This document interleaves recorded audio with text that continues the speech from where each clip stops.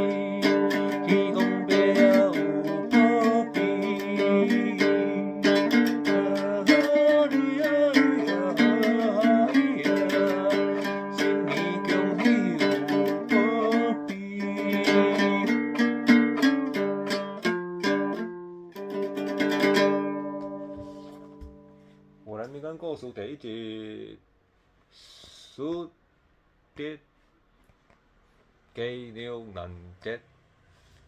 今年插竹歌的故事分享大家，听了大家欢迎起赞，留下订阅分享。